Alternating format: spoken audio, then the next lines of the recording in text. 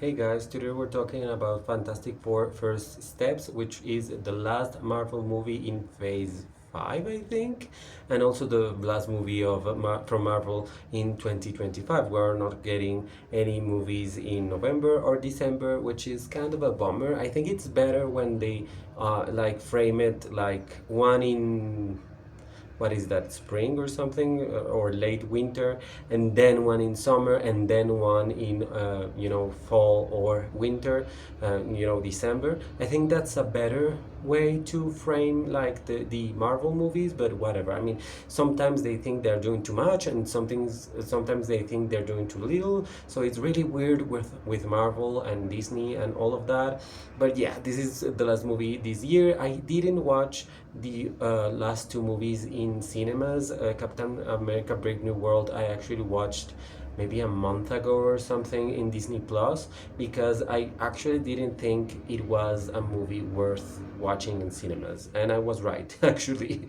I mean, after I watched that on my big screen TV, I realized like, okay, I was very right not to watch this, not to pay for this in the movies, in the theaters, basically. As for Thunderbolts, it hasn't come to Disney Plus yet, and I was really sick when it came out in theaters, so that's why I didn't watch it. And afterwards, I was like, okay, uh, I'm not watching a movie that has been released like for a month. I'm not doing that, so I'm going to wait for Disney Plus, and I think it might come to Disney Plus late August, maybe. So I'm hoping for that in order to have that context. But gracefully, I mean, thankfully, basically, Fantastic Four doesn't need any other movies for you to understand what's happening, which is great. I mean, it doesn't really happen a lot in Marvel, but this one does it, and it's awesome. It's about, of course, the most famous family in Marvel Comics, and I think it's very interesting that they frame it in this 1950s, 60s perfection era, basically, in which the Fantastic Four are these perfect family. They're ideal. They're the idea of a family in this world that they live in, and honestly in ours too. But at one point I felt it a little bit uncomfortable that they were framed in such a, like, I mean, in a moment it was okay, you're making them seem a little bit too nice, and I think that's on purpose because that cannot be the truth. And it isn't in a way, because that beautiful start in which everyone loves them and all of that is, it rapidly changes when, of course, they are asked to do something that they don't want to do, and that confronts them to the world they live in, and that's, of course, a huge problem. And I think it's very interesting that the Fantastic Four and all the superheroes in Marvel are always the kind of people that you assume want people, normal humans, to live by themselves and for themselves and be free and all of that. And in this world that these Fantastic Four live in, they are the rulers. They are the ones that control everything in this world. There doesn't seem to be a U.S. government, which is always portrayed in these movies. I don't know why, but it's always there. There's like a United Nations kind of thing, but it's more the Future Foundation, which is made by the Fantastic Four. And of course, why wouldn't you trust in the most powerful people in your planet in order to protect that planet and make it a better place? I mean, that would be the assumption, and at one point that really crumbles, especially when Reed Richards basically says, I think of the worst things in the world that can happen in order to protect my family and the world. And of course, that's not the best premise to live your life, because if you're always thinking the worst, maybe you are becoming part of the worst. And that's very interesting, because Reed Richards has always been that person that really goes from to good and back to bad, and he's very, he walks that line basically, and I really think they try to show that here. And actually, all the members of the Fantastic Four are a little bit like that, especially Reed and Sue Storm. And I think that casting Vanessa Kirby as Sue Storm was a very brilliant idea, especially considering she's pregnant in the movie and she's a mother and she's a wife. And in the movie, which I think it's the movie is called Portrait of a Woman, if I'm not mistaken, the movie that Vanessa Kirby was nominated for an Academy Award.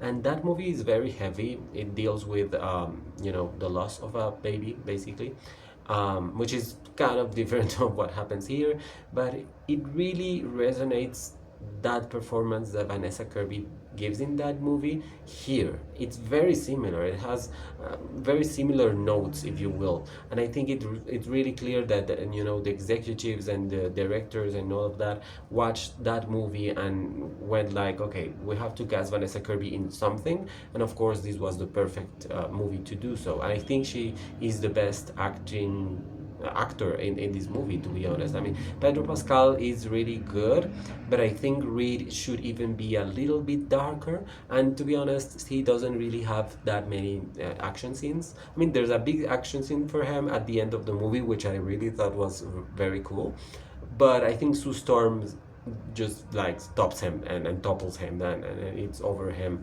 many times. I mean, I think her action scenes are really good.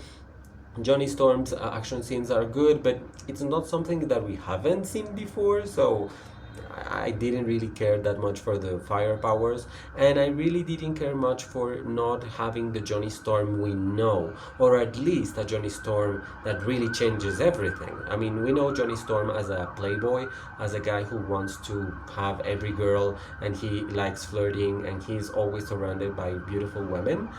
And in here, I think they want to shift that a little bit because there are other characters that are already like that. So I think it's very interesting that they toned that down and they made him a romantic, basically, in love with the Silver Surfer, or at least very interested in her.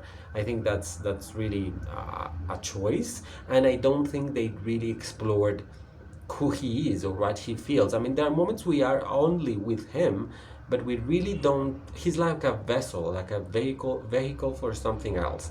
So that bothered me. Also about the Thing, I think the key thing of the Thing in the comics is that he's the only one that has been turned into a monster, basically, from the cosmic rays and the transformation. And actually, he's the only one really physically affected, visually. And in the comics, or at least in the animation, I remember that he has moments in which he hates himself for looking like he looks, for being who he is.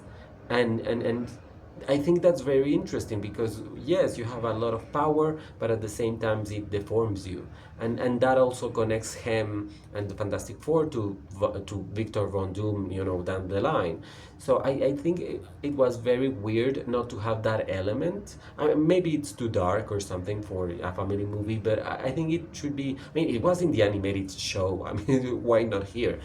And also his relationship with with Natasha Lyonne, basically, as who is a teacher in his old neighborhood. I like that. I liked that he goes back to his neighborhood. He wants to marry a nice Jewish girl. I mean, and that's beautiful. That's really cute, but it's not really explored. We have like 2 scenes with her. I mean, I would have loved if he had something that he needed to look for, and maybe talking to her made him realize what he needed. He is not really pivotal to what they do at the end of the movie, and we all know the villain is Galactus, but basically what I'm saying is he's not really that pivotal to defeating Galactus, which is kind of weird because everyone else did their part, and or at least something, and he doesn't seem to be that part of it. So I think maybe Victor Von Doom is going to exploit that, I mean, in the movies, in Secret Wars. Maybe that would be interesting, but I hope something like that, because for now Johnny Storm and the Thing are not really interesting characters at all. And the acting is really muted. Besides that, I really love the visual effects, all the visual effects involving Galactus, his ship, the Silver Surfer. all that cosmic and space part of the movie, I loved it. I mean, I mean, everyone adored in the movie. The movie theater was very quiet when we saw the rocket. It launched and it went through, time and space, and into a wormhole and back into a wormhole and the black hole as well. And all of that was really exciting. I really think that people love space and love that in movies, so they really achieved it really well. I think that New York in this movie, like, make them live somewhere somewhere else. To be honest, I'm really sick of watching New York in every damn movie with superheroes. I don't want to watch it again. So maybe why don't they live in Chicago or something, like somewhere else, like LA? Why don't the Fantastic Four live in LA? That would really fit Johnny Storm and Reed and Sue and the thing. I mean, that would work, I think. Maybe that change would have been a little bit better. I don't know. I'm just thinking things. There are some plans and some things that they say that the screenplay says that are a little bit stupid and a little bit silly. And I think there are intimate scenes that are supposed to give us a little bit more context. They don't give us any context, and they seem like filler. And it's weird because this movie is a little less than 2 hours long, and I think it could be 20 minutes longer, but trimming a lot of scenes that don't make any sense and don't give us anything. So it's really weird. I mean, the editing is not really that good in this movie. The sound design, it's fine. I mean, these movies that have a lot of visual effects should have a fantastic sound design, but this one doesn't. Actually, I have to say that the score, besides of course the fanfare for the Fantastic Four and their theme basically, outside of that, I don't really remember the music being something that I was very interested in watching the movie, which is weird because when I watch Superman or other movies, I'm like, okay, the music, it's amazing. This music in this movie, I was like, or Sinners. I saw Sinners recently, and the score was amazing. In this one, forgetful. I mean, for easy to forget, basically. I really didn't appreciate that at all. Again, the acting is fine. I think the the bridge, there's one bridge that they try to build with the mid-credit scene with Victor Von Doom is nice, but I think it leads people to think a lot of things, and I think the answer is really obvious. I mean, Victor Von Doom is from this reality, is from this world, and maybe they know him. Maybe they have known him from a while. I mean, Sue Storm is working in the UN basically, and there's a seat for Latveria, which is the place he comes from. So I think that maybe he wasn't on Earth, or maybe he was doing his own thing in Latveria, and now he's appearing, and he has to answer a few things, because he's also one of the most powerful people potentially in this universe. So why wasn't he there when Galactus was about to eat the world? That's a good question for Mr. Doom.